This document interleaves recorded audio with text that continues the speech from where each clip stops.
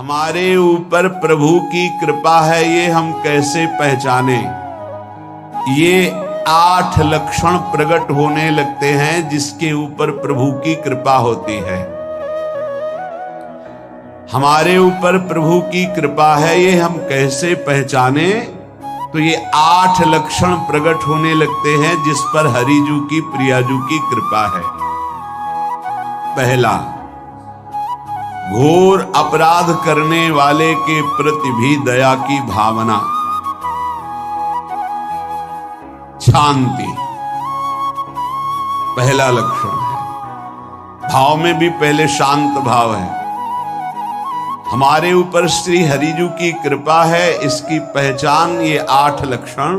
पहला, शांति, अर्थात घोर अपराधी के प्रति भी गुस्सा ना क्षमा करना, ये हरि की कृपा का लक्षण है। देख लो भाई, घोर अपराधी शब्द तो जाने दो, जरा सा प्रतिकूल हो जाए तो लाख समझाओ पर भ्रकुटी तनी रहती है।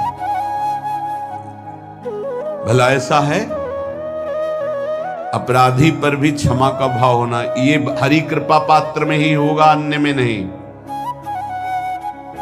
अगर अपने हृदय में ऐसा लगे कि ऐसा नहीं है तो हरिजू से प्रार्थना करनी चाहिए कि कृपा करो मेरे में सामर्थ्य आवे।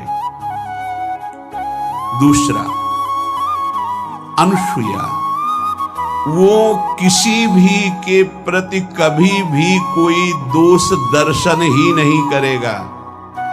दोष कथन, दोष श्रवण की तो बात जाने दो।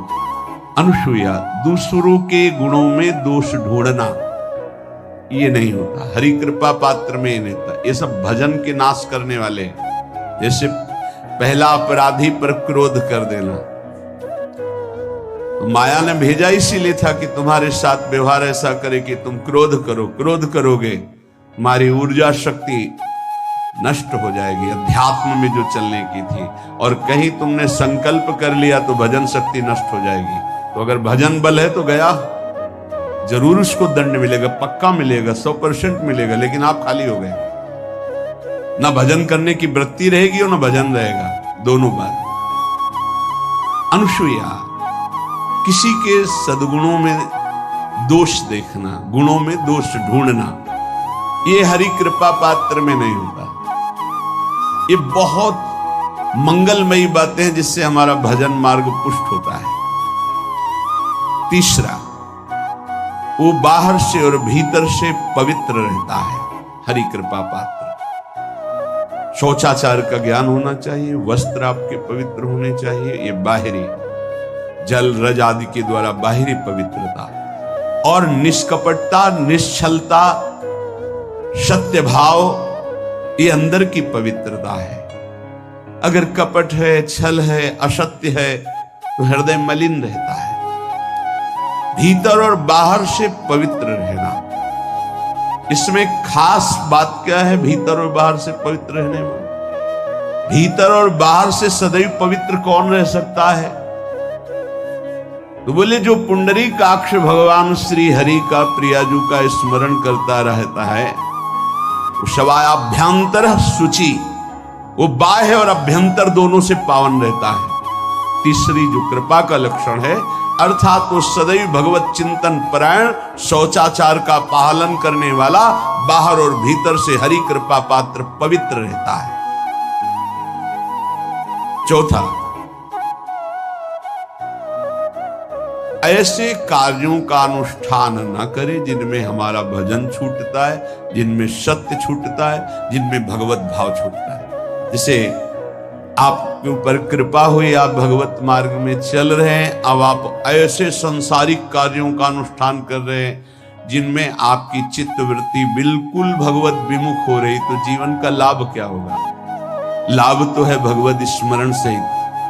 कल एक ने प्रश्न किया कि मैं खाता तो नहीं हूं लेकिन मांस के दुकान में मांस बेचता हूं, होटल है, क्या उचित है? ये उचित कैसे हो सकता है? तुम और भी तो व्यापार कर सकते हो। जरूरी है धर्म का पालन करने की इच्छा करते हो, धर्माचरण करते हो, ऐसा नहीं। तो विरत बहुकर्मा, उन कर्मों से हमें विरत रहना है जो हमारे धर्म के विरुद्ध है, जो भजन के विरुद्ध है। हरि कृपा पात्र ऐसे कर्मों का अनुष्ठान कर ही नहीं सकता। अपने भजन का फल देखना भगवत कृपा पात्र की, सबको प्रदान कर देना। हिम्मत है?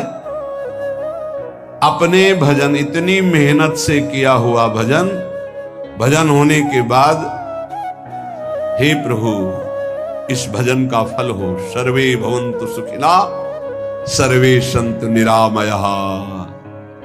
यहां तो कहते महाराज एक माला रोज आपके लिए करता हूं कि आपकी बीमारी ठीक रहे, तो शेष किसके लिए करते हो प्रभु? शेष है अगर इष्ट और गुरु के लिए तुम्हारा है कि एक माला करते तो फिर इतनी माला करते तो हमें क्या होगा? सब आपको दे देंगे तो हमें क्या होगा? तभी भजन का रहस्य नहीं जाना। छठवां, अपने भजन से अपने लिए कुछ भी ना चाहना और दूसरों की तो बात जाने दो, दूसरों से कुछ ना चाहना ये तो ठीक है, अपने भजन से अपने लिए कुछ ना चाहना है हिम्मत। देखो ये हरि कृपा पात्र में हिम्मत होगी। अपना भजन अपने प्रयोग में ना लाना,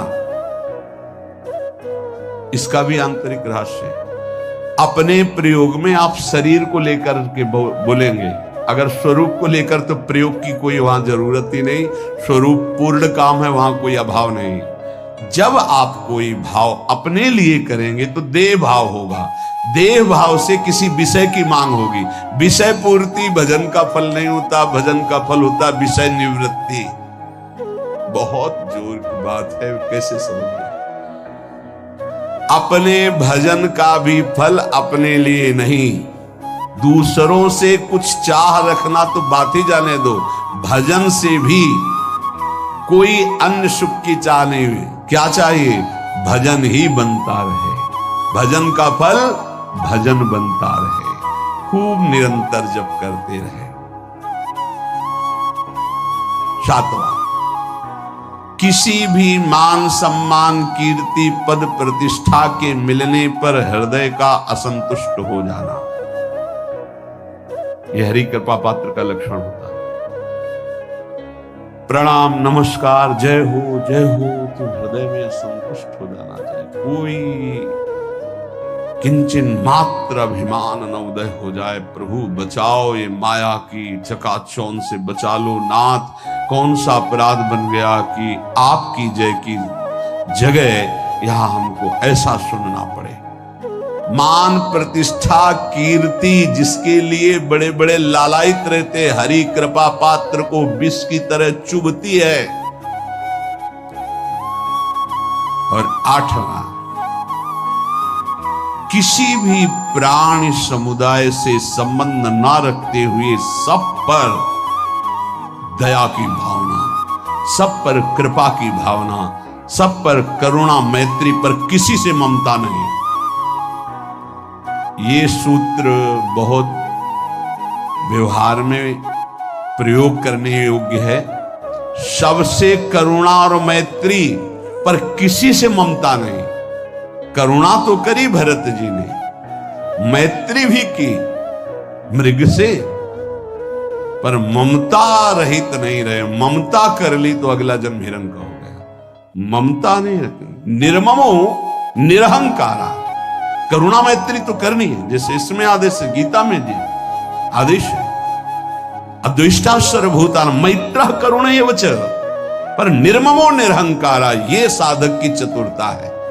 प्राणी मात्र पर दया कृपा करुणा मैत्री, पर ममता नहीं। ममता किसी से, और यहां करुणा मैत्री ये तो गायब हो गई, केवल ममता रह गई है। अपने शरीर से ममता, शरीर संबंधियों से ममता, विषय भोगों से ममता, यही जहर है। संबंध में ये ममता ही जहर है, विचारों में अहंकार जहर है, कर्मों में ये आसक्ति जहर है। इसी जहर को मिटा दे तो जीवन मुक्त महापुरुष कर्म करते हुए, विषय सेवन करते हुए, वार्ता करते हुए, विचार करते हुए, बिल्कुल जहर रहित उसका जीवन हो गया। तो ये 8 बातें हरि कृपा पात्र में होती हैं, इनको बार बार सुनना, हृदय में धारण करना।